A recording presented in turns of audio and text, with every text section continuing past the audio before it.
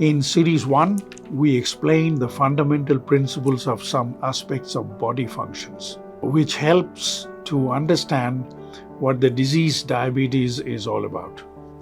In Series 2, we explained the concept of insulin resistance, that is insulin insensitivity of its target cells in the liver, skeletal muscle, and fat cells, and consequent rise of glucose level in circulating blood. In Series 3, we discussed important points to be noted to design the treatment. Series 4 deals with importance of diet selection in reversing type 2 diabetes. In Series 5, emphasizes the effect of intermittent fasting on the reversal of diabetes type 2. Series 6 introduces the concept of integrative medicine and the kind of alternative treatments that may be incorporated into the conventional treatment. In Series 7 deals with significance of self-suggestion in overall healing process. Here, we will talk about effects of intermittent fasting on restoring insulin sensitivity, which means correcting insulin resistance and thereby reversing type 2 diabetes. YouTube is packed with information about intermittent fasting. To defend or oppose the practice of intermittent fasting, reference is often made to a study shows this or that. Moreover, Western world has used their marketing strategies to discredit fasting in the interest of maximizing profit, even at the expense of public health. Needless to say, any given study that involves collective experience of millions, if not billions of people over thousands of years, are far more reliable than findings of a given lab result. Based on this basic principle, therapeutic value of intermittent fasting, which is as old as recorded civilization, most definitely deserve closer attention than it has so far received. As far as possible, we will summarize important aspects of this treatment and cite statements and recommendations of highly respected experts in this area. This is just a poster advertising intermittent fasting. Healthcare industry of modern days employ marketing tricks to condition people to have small meals 4 to 5 times in 24 hours and make people believe that fasting is injurious to health. Fact is that all religion recommends fasting as a part of their culture, and millions have been following such practices since antiquity. This knowledge alone testifies for the benefits of intermittent fasting. Observation of honest and neutral experts are only confirming what is already known and established. Diabetes and its effects are related to sugar. Let's for a moment consider how much sugar does the body need daily. It is said to be 6 teaspoons, that is 25 grams of added sugar for women. For men, it is 9 teaspoons, 36 grams.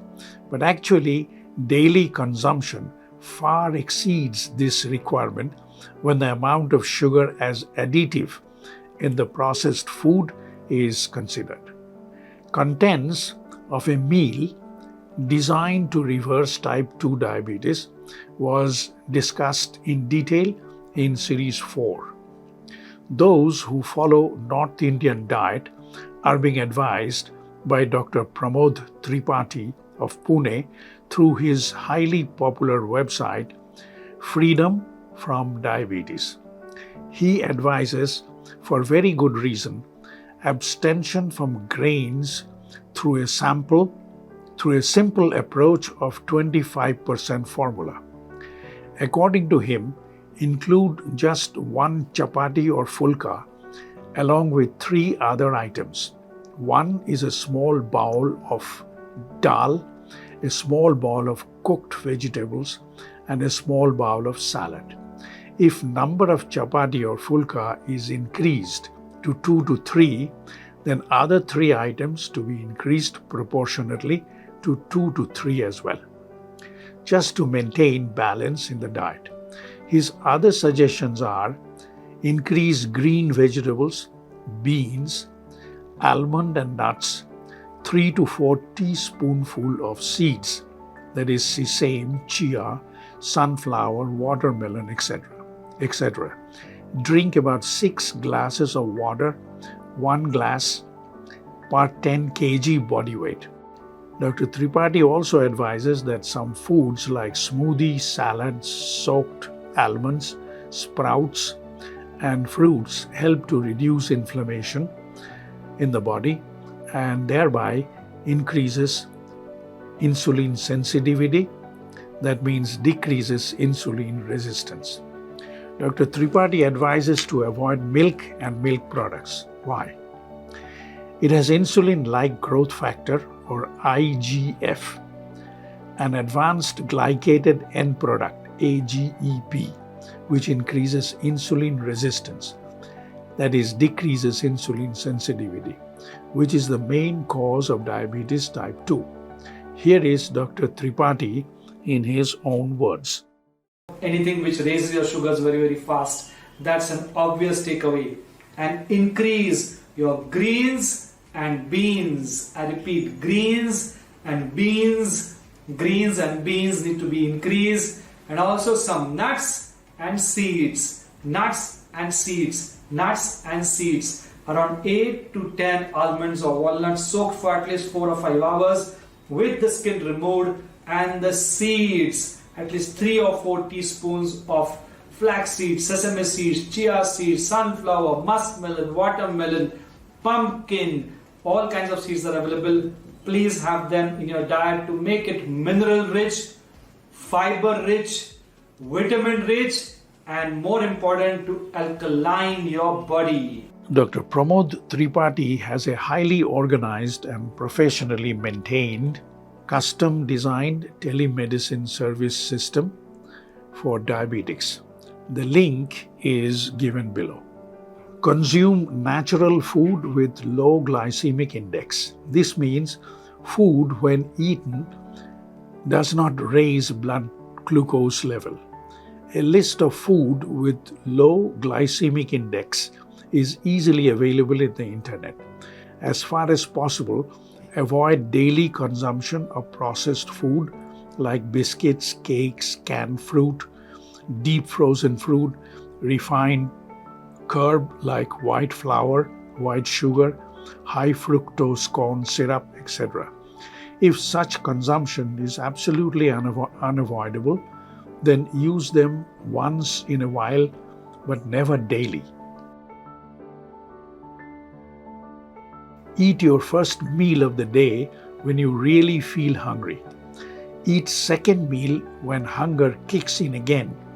Eat 70% during daytime and 30% during evening time. Do not eat because it is lunch or dinner time. Between 2 meals, take things that do not stimulate insulin secretion like black or green tea, coconut water, buttermilk, freshly squeezed vegetable juice.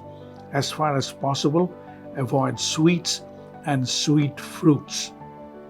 Avoid conditioned reflex by avoiding sights and situations that may trigger feelings of hunger. Avoid eating too much after breaking fast. There are suggestions on the frequency of fasting and feasting, which we explained in the section How to Eat. All those recommendations does not apply to persons below 18 years, pregnant women, and type 1 diabetics. That present day human beings have made a radical departure from ancestral food habit, and food quality has more to do with profit motive rather than understanding of science. It is useful to note that eating multiple meals in a day is by no means a healthy practice. Why? Because 2.5 million years of food habit practiced by cavemen, that is, ancestors of modern human beings, changed during the last 12 to 18,000 years of agricultural life. Then again, during last 200 years of industrial revolution. But genetics evolved through 2.5 million years did not change in 200 years. This implies cavemen, our ancestors, were most definitely not adapted to eating multiple meals and snacking throughout the day. Neither did they consume processed food. Therefore, genes of current human species are most definitely not adapted to modern processed food and food habits. Safest way is to start cautiously with time-restricted eating. Time-restricted eating window if one is exposed to multiple meals between dawn to dusk. However, avoid overeating during feasting phase.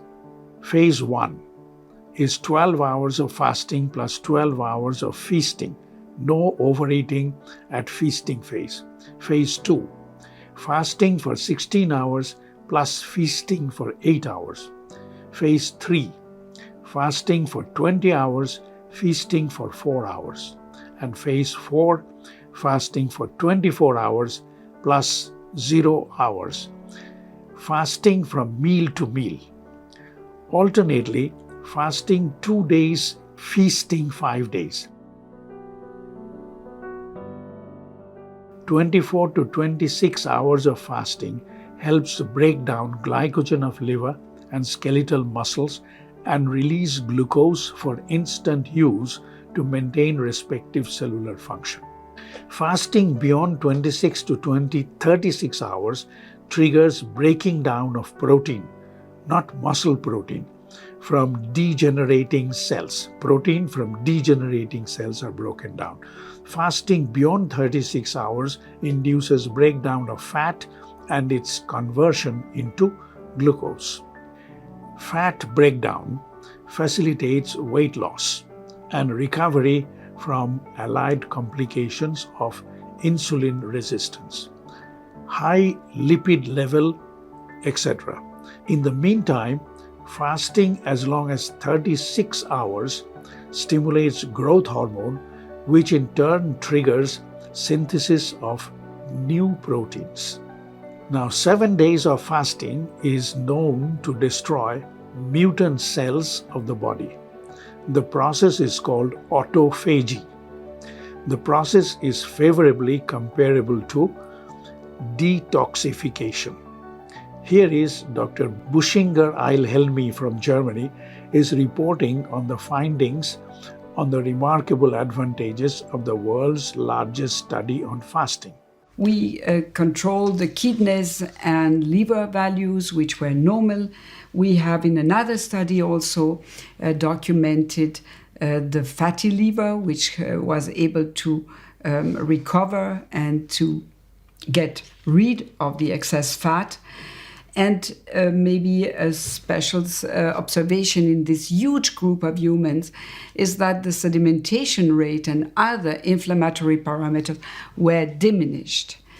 And this documents what many other studies in animals had already shown, that the inflammatory parameter, the inflammation tends to decrease during the fasting.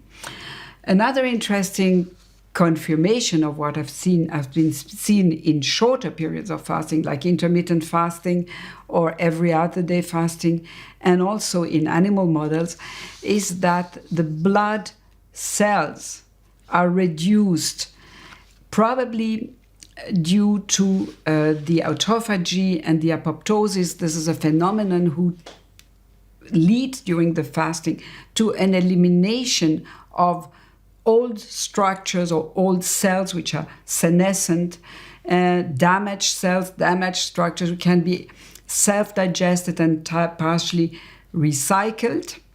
And then after the fasting, Here we discussed some aspects of intermittent fasting on reversal of type 2 diabetes. In series 6, we will explain two different treatments of diabetes. One is the use of integrative medicine, and the other one is how to cure diseases by exposing subconscious mind to repetitive suggestion on reversal of illness.